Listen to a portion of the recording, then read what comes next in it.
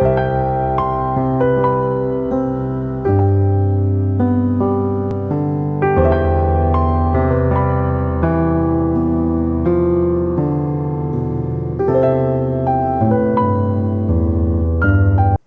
Morning students, నేను మీ Ganesh sir.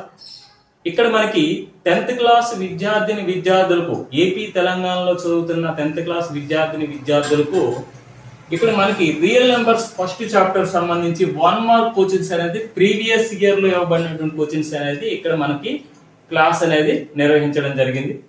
ఈ classes చెప్పే విధానం మీకు నచ్చినట్టయితే లైక్ చేయండి, అదే విధంగా మీ ఫ్రెండ్స్ అందరికి షేర్ చేయండి. ఈ కోచింగ్స్ చేయడానికి ముఖ్య కారణం ఏంటంటే మనకు ఎగ్జామ్ హాల్లో ఏ విధంగా టెక్స్ట్ బుక్ నుంచి కోచింగ్స్ రాబడుతున్నాయి, ఎటువంటి కోచింగ్స్ ప్రీవియస్ ఇయర్ గా ఇవ్వడం జరుగుతుంది, మనకి ఫర్దర్ గా నెక్స్ట్ రాబోయే బోర్డ్ ఎగ్జామ్ లో ఎటువంటి కోచింగ్స్ వస్తాయో మనం ముందుగా ఊహించే విధంగా తయారు కావడం కోసం మనం ఈ కోచింగ్స్ అనేది ప్రాక్టీస్ చేయాలి. కాబట్టి ప్రతి ఒక్కరూ ఒకసారి చూడండి.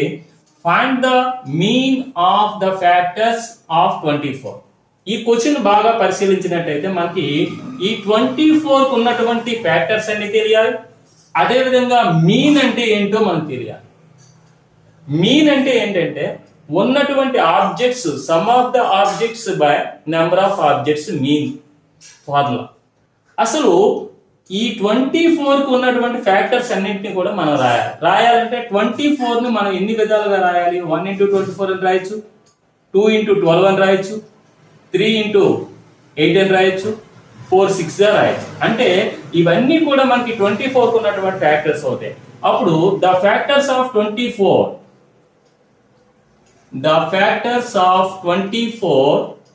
ఈజ్ 1 2 3 4 6 8 12 24. ఇవన్నీ కూడా మనకి ఆబ్జెక్ట్స్ అవుతాయి అన్నమాట. అంటే వాడు ఏమడిగాడు? మీన్ అడిగాడు. దేనికి మీను? ఈ ఫ్యాక్టర్స్ ఉన్నాయి కదా 24 కి, ఈ 24 కు ఉన్నటువంటి ఫ్యాక్టర్స్ అన్నిటినీ కూడా వాటి యొక్క మీన్ అడుగుతున్నాడు కాబట్టి ఇవి ఆబ్జెక్ట్స్ అన్నమాట. ఈ ఫ్యాక్టర్స్ అనేవి సమ్ ఆఫ్ ద ఆబ్జెక్ట్స్ అంటే 1 + 2 + 3 + 4 + 6 + 8 + 12 + 24 బై నెంబర్ ఆఫ్ ఆబ్జెక్ట్స్. అంటే ఈ ఫ్యాక్టర్స్ ఎన్ని ఉన్నాయి? 1 2 3 4 5 6 7 8 బై 8. ఇప్పుడు వీటిని మనము యాడ్ చేయాలి. ఈ రెండు యాడ్ చేస్తే 3 కి 3 యాడ్ చేస్తే 6 6 కి 4 యాడ్ చేస్తే 10 10 కి 16 16 కి 8 యాడ్ చేస్తే 24 ఈ 24 యాడ్ చేస్తే 48 ఈ 48 కి 12 యాడ్ చేస్తే 60 అంటే 60 వచ్చింది అనమాట బై 8. అంటే ఈ నెంబర్ ఆఫ్ ఆబ్జెక్ట్స్ ఎన్ని ఉన్నాయి? 1 2 3 4 5 6 7 8 ఉన్నాయి కాబట్టి 8 తో డివైడ్ చేస్తాం. ఇప్పుడు 4 2s 4 15 దట్ ఈక్వల్ టు 15/2. అంటే మనకి మీన్ ఎంత వచ్చింది? 7.5 అన్నమాట. అంటే 15 ని 2 తో డివైడ్ చేస్తే 7.2 వస్తుంది. అంటే ఈ ఆన్సర్ ఈ విధంగా మనం చేసినట్టయితే మనకి ఖచ్చితంగా 1 మార్క్ అనేది స్కోర్ చేయడం జరుగుతుంది.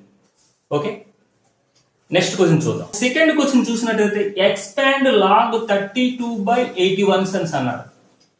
అసలు log 32/81 ఏ విధంగా రాయాలంటే మనకి log ఈ 32 ని ప్రైమ్ ఫ్యాక్టరైజేషన్ చేసినట్టయితే 2 16 2 8 2 4 2 2 అంటే 32 ని ఏ విధంగా రాయొచ్చు?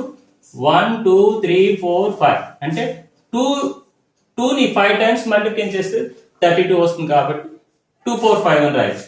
మరి 81 ని ఏ విధంగా రాయొచ్చు? 81 ని 3 టేబుల్లో 3 27 3 9 3 3 అంటే 81 ఏ విధంగా రాయొచ్చు అంటే 3 4 4 కింద రాయొచ్చు. అదే విధంగా ఇది 2 4 5 బై ఇది 3 4 4 రాసిన తర్వాత ఇప్పుడు మనకు ఫార్ములా తెలియాలి. log a బై b ఉందనుకోండి, దాన్ని ఏ విధంగా రాయొచ్చు? log a minus log b అని రాస్తాం. ఇది ఒక ఫార్ములా. ఈ ఫార్ములా బేస్ చేసుకొని ఇది a అనుకుందాం, ఇది b అనుకుందాం. ఇప్పుడు ఏమవుతుంది? log 2 4 5 మైనస్ log 3 4 4 అవుతుంది. ఓకే, ఇప్పుడు మనకి ఇంకొక ఫార్ములా తెలియాలి. log a పవర్ n ఉన్నదనుకోండి, ఈ పవర్ అనేది కోషియంట్ అవుతుంది. దేనికి? log a కి. ఈ log a కి ఈ m అనేది పవర్ కోషియంట్ అవుతుంది అంటే m log a. దీన్ని అనుసరించి ఈ ఫార్ములా బేస్ చేసుకొని ఇక్కడ 5 log 2 మైనస్ 4 log 3 ఈ విధంగా మనము ఈ log 32/81 ని ఎక్స్పాండ్ చేయమంటే ఈ విధంగా చేయాలి. ఓకే, బాగా పరిశీలించినట్టయితే మనకి expand log a cube b square c power 5 May 2022లో ఇవ్వబడినటువంటి క్వశ్చన్. ఈ క్వశ్చన్ ఏ విధంగా మనం చేయాలి? అసలు మనకి లాగర్థమ్స్ లో మనకి log a ఇంటూ b ఉందనుకోండి, అప్పుడు ఏం రాస్తాము? log a plus log b. ఇది ఫార్ములా. ఈ ఫార్ములా బేస్ చేసుకుని అంటే ఇక్కడ మనకి ఈ బ్రాకెట్ లోపల ఉన్నది ఇవన్నీ కూడా ఇంటూలో ఉన్నాయి. అప్పుడు ఏం చేయాలి? సపరేట్ చేసి మధ్యలో ప్లస్ పెట్టాలి అంతే. ఇప్పుడు దీన్ని అనుసరించి log a cube plus log b square plus log c cube c power 5 అంటే ఈ ఫార్ములా బేస్ చేసుకొని ఈ a ఇంటూ b ఉన్నప్పుడు వీటి రెండింటిని సపరేట్ గా లాగులు పెట్టి మధ్యలో ప్లస్ పెట్టాలి. ఇది ఫార్ములా. ఈ ఫార్ములా బేస్ చేసుకుని ఈ విధంగా రాయడం జరిగింది. మరి మనకి ఇంతకు ముందు ఫార్ములా చెప్పాను, log a power m equal to ఈ పవర్ m అనేది ఈ log a కి కోషియంట్ అవుతుంది. ఈ ఫార్ములా బేస్ చేసుకొని దీన్ని ఎలా రాయొచ్చు? 3 ఇంటూ log a ప్లస్ దీన్ని ఎలా రాయొచ్చు? మనకి 2 ఇంటూ log b ప్లస్ దీన్ని ఎలా రాయొచ్చు? 5 ఇంటూ log c. ఈ విధంగా మనము ఈ ఎక్స్పాండెడ్ ఫార్మ్ లో రాయమన్నాడు. ఈ లాగర్థము మనకి ఇచ్చి ఇట్లా రాయాలి. ఈ విధంగా రాస్తే మనకు 1 మార్క్ అనేది వస్తుంది. మనకి ఈ క్వశ్చన్ బాగా పరిశీలించినట్టయితే మనకి ఏమడుగుతున్నాడు? రాము సేస్, రాము అంటున్నాడండి. ఏమని అంటున్నాడు? If log x to the base 10 equal to 0, value of x equal to 0. log x to the base 10 equal to 0, value of x equal to 0. అంటే ఇలా అయినట్టయితే ఇది అవుతుంది. Do you agree with him? అతనితో మీరు అగ్రీ అవుతున్నారా? Give reason. అయితే reason ఏంటి? నేనైతే అగ్రీ కావడం లేదు. ఎందుకు కావడం లేదు? ఇప్పుడు మనము ఇది తీసుకొని x వాల్యూ 0 వచ్చింది అనుకోండి, ఓకే అగ్రీ అవుతాం. If log x to the base 10 equal to 0, value of x equal to 0 అంటే మనకి ఇక్కడ మనకి ఇది తీసుకున్నాం, log x to the base 10 that equal to 0. ఇప్పుడు మనకేమొస్తుంది? log x by log 10 అని రాయొచ్చు దీన్ని, that equal to 0. ఇప్పుడేంటి? log x equal to ఈ log 10 అనేది దీన్ని మల్టిప్లై చేస్తుంది, ఏమవుతుంది? అప్పుడు 0 అవుతుంది. అంటే 0 అయ్యింది అంటే దేని వాల్యూ log 0 అవుతుంది? log 1 వాల్యూ 0 అవుతుంది. అంటే log x ఈక్వల్ టు ఏమొచ్చింది మనకి? log 1 వచ్చింది అన్నమాట. log 1 వచ్చింది అంటే మనకి బోత్ సైడ్ లాగ్లు తొలగించేస్తే మనకి ఏమొస్తుంది? x ఈక్వల్ టు 1 రావడం జరుగుతుంది. అంటే మనకు ఖచ్చితంగా తెలియవలసింది ఏంటంటే log 1 value 0 to the base 10 అన్నమాట. అందుకే 0 ప్లేస్ లో ఏం రాశాను నేను? log 1 అని రాశాను. ఇది తెలియాలి మనకి. ఇది తెలిస్తే మనము ఈజీగా చేయగలుగుతాం. అంటే x ఈక్వల్ ఏం రావడం జరిగింది? 1 రావడం జరిగింది. కానీ వాడు ఏమంటున్నాడు? x ఈక్వల్ టు 0 అంటున్నాడు. I am not agree with Ramu అని రాయండి. I am not agree with Ramu.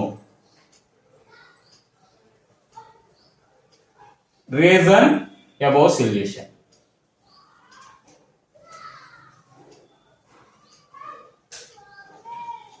My solution. Okay, ఈ విధంగా మనము కంక్లూజన్ అనేది ఇచ్చినట్టయితే ఇక్కడ 1 మార్క్ అనేది మనకి గెయిన్ చేయడం జరుగుతుంది. ఈ క్వశ్చన్ అనేది మనకి రియల్ నంబర్స్ లో మార్చ్ 2019 లో ఇవ్వబడినటువంటి 1 మార్క్ క్వశ్చన్ అన్నమాట. Find the HCF of 24 and 33 by using division algorithm. ఈ క్వశ్చన్స్ మనము ఎందుకు చేయాలి అన్నది నేను ఒక విషయం చెప్తున్నాను. మన టెక్స్ట్ బుక్ లో ఇవ్వబడినటువంటి క్వశ్చన్స్ కాకుండా డిఫరెంట్ మోడల్ క్వశ్చన్స్ అనేది మనకి ఎగ్జామ్ హాల్లో కనిపించడం జరుగుతుంది. కాబట్టి ప్రీవియస్ ఇయర్ లో మనకి ఎటువంటి క్వశ్చన్స్ ఇస్తున్నాడు వాటికి అనుగుణంగా మనం వెళ్ళాలి. కాబట్టి ప్రీవియస్ ఇయర్ క్వశ్చన్స్ చేసినట్టయితే మనం ఏ విధంగా ప్రిపరేషన్ కొనసాగించాలనేది మనకు తెలుస్తుంది. కాబట్టి ప్రతి ఒక్కరు కూడా రియల్ నంబర్స్ చాప్టర్ అయిన తర్వాత మాత్రమే ఈ ప్రీవియస్ ఇయర్ క్వశ్చన్స్ చూసినట్టయితే మీకు ఒక అవగాహన వస్తుంది. ఆ అవగాహన ప్రకారం మీరు ముందుకు వెళ్ళినట్టయితే మీరు 1 మార్క్ క్వశ్చన్స్ ఏ విధంగా వేస్తున్నాడు, నెక్స్ట్ మల్టిపుల్ చాయిస్ క్వశ్చన్స్ ఏ విధంగా వేస్తున్నాడు అనేది మీరు ఒకసారి చెక్ చేసుకొని ముందుకు వెళ్ళండి. ఓకే, ఇప్పుడు find the HCF of 24 and 33 by using division algorithm అని అన్నారు. దీని హెచ్సిఎఫ్ ఫైండ్ అవుట్ చేయడం చాలా ఈజీ అన్నమాట. ఇప్పుడు ఏదైతే బిగ్గర్ నెంబర్ ఉందో ఆ బిగ్గర్ నెంబర్ ని స్మాలర్ నెంబర్ తో డివిజన్ చేయాలి. డివిజన్ చేసిన తర్వాత వాడు ఏమంటున్నాడు, మనకి ఈ డివిజన్ మెథడ్ లో చేయమనలేదు, మనకేమడుగుతున్నాడు యూజింగ్ డివిజన్ ఆల్గోరిథం థియరీ ప్రకారం చేయమన్నప్పుడు మనము ముందు డివిజన్ మెథడ్ చేద్దాం. 24 1 జా 24, రిమైండర్ ఎంత మిగిలింది, మనకి 9 మిగిలింది. ఇప్పుడు ఈ 9 ని డివైడ్ చేసుకుని ఈ 24 తో డివిజన్ చేయండి, 24 ని డివైడ్ చేయండి. ఇప్పుడు 9 2 జా 18, ఇప్పుడు రిమైండర్ ఎంత మిగిలింది, 6 మిగిలింది. అంటే ఇప్పుడు ఈ 6 ని డివైడ్ చేసుకోండి, ఈ 9 ని డివిడెండ్ చేసుకుంటే 6 1 జా 6, ఇప్పుడు రిమైండర్ అనేది 3 వచ్చింది. ఇప్పుడు ఈ 3 ని డివైడ్ చేసుకోండి, ఈ 6 ని డివిడెండ్ చేసుకోండి, 3 2 జా 6, రిమైండర్ 0 వచ్చింది. రిమైండర్ 0 వచ్చిన టైంలో మనకి డివైజర్ 3 ఉంది, అదే హెచ్సిఎఫ్ అవుతుంది. ఈ రెండింటికి అంటే 24 కి 33 కి ఇక్కడ మనకి 3 అనేది హెచ్సిఎఫ్ రావడం జరిగింది. ఆ 3 నే హెచ్సిఎఫ్ కింద ఎందుకు ఫైండ్ అవుట్ చేసుకున్నాం, ఎక్కడ కూడా రిమైండర్ ఇక్కడ 9 వచ్చింది, ఇక్కడ రిమైండర్ 6 వచ్చింది, ఇక్కడ రిమైండర్ 3 వచ్చింది, ఇక్కడ రిమైండర్ 0 వచ్చింది. రిమైండర్ 0 వచ్చిన సమయంలో డివైజర్ ఏదైతే ఉందో అదే మన హెచ్సిఎఫ్ అవుతుంది. మరి ఇది డివిజన్ మెథడ్. ఈ మెథడ్ లో మనం చేయమనలే, ఏ మెథడ్ లో చేయమంటున్నాడు, డివిజన్ ఆల్గోరిథం థియరంలో యూజింగ్ డివిజన్ ఆల్గోరిథం అని అన్నారు. ఎలా చేయాలంటే ఇప్పుడు బిగ్గర్ నెంబర్ ఏదైతే ఉందో ఆ బిగ్గర్ నెంబర్ తీసుకొని ఇక్కడ మనకి చేసినటువంటి ఈ 33 రావాలంటే ఏం చేయాలి, ఈ 24 1 తో మల్టిప్లై చేసి 9 యాడ్ చేయాలి. అంటే 24 into 1 ప్లస్ 9. అంటే ఇది డివైజర్, ఇది కోషియంట్, ఇది రిమైండర్. ఓకే, ఇక్కడ రిమైండర్ 0 వచ్చిందా, రాలేదు, కొనసాగించాలి. ఇప్పుడు ఈ రెండింటిని తీసుకోవాలి, 24 ని 9 ని. ఈ 24 రావడం కోసం మనం ఏం చేస్తాము, ఈ 9 ని 2 తో మల్టిప్లై చేసి ఈ 6 ని రిమైండర్ ని యాడ్ చేయాలి. 9 2 జా 18 plus 6 that equal to 24.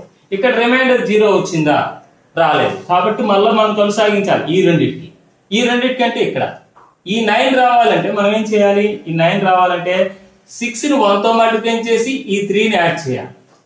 6 into 1 plus 3. ఇక్కడేగా reminder 0 వచ్చిందా, రాలేదు. అప్పుడు మళ్ళా ఈ 6 కి 3 కి డివిజన్ ఆల్గోరిథం థియరం అప్లై చేయాలి. ఇప్పుడు 6 ఈక్వల్ టు ఏమొస్తుంది, 6 అనేది రావాలంటే 3 2 జా 6 ప్లస్ 0, 3 2 జా 6 ప్లస్ రిమైండర్ 0. రిమైండర్ 0 వచ్చిన సమయంలో ఇక్కడ ఉన్నది డివైజర్. ఆ డివైజర్ అనేది మనకి హెచ్సిఎఫ్ అవుతుంది. ఏ రెండింటికి, ఈ 33 కి 24 కి. Therefore HCF of 33 and 24 that equal to ఎంత వచ్చింది, డివైజర్ ఇక్కడ అంటే రిమైండర్ 0 వచ్చిన సమయంలో డివైజర్ 3, కాబట్టి హెచ్సిఎఫ్ 3 అవుతుంది. ఇక్కడ రిమైండర్ ఎంత వచ్చింది, 9. ఇక్కడ డివైజర్ ఎంత ఉంది, 24. ఇక్కడ రిమైండర్ ఎంత ఉంది, 6. డివైజర్ ఎంత ఉంది, 9. ఇక్కడ రిమైండర్ ఎంత ఉంది, 3. డివైజర్ ఎంత ఉంది, 6. ఇక్కడ రిమైండర్ ఎంత ఉంది, 0. ఇక్కడ డివైజర్ ఎంత ఉంది, 3. అంటే రిమైండర్ 0 వచ్చిన సమయంలో డివైజర్ ఏముందో అదే మనకి హెచ్సిఎఫ్ అవుతుంది. ఈ విధంగా మనం కంప్లీట్ చేయాలి. మీకు ముఖ్యంగా చెప్తున్నా, తెలంగాణ విద్యార్థులందరికీ కూడా లాగరిథమ్స్ అనేవి వాళ్ళకి పోర్షన్ లో ఉంది. కానీ ఏపీ విద్యార్థులకు మాత్రము లాగరిథమ్స్ మీరు చేయనవసరం లేదు, మీకు సిలబస్ లో లేదు. కాబట్టి ఖచ్చితంగా ఈ హెచ్సిఎఫ్ ఫైండ్ అవుట్ చేయడం ఖచ్చితంగా మీరు నేర్చుకోండి. Okay, thank you.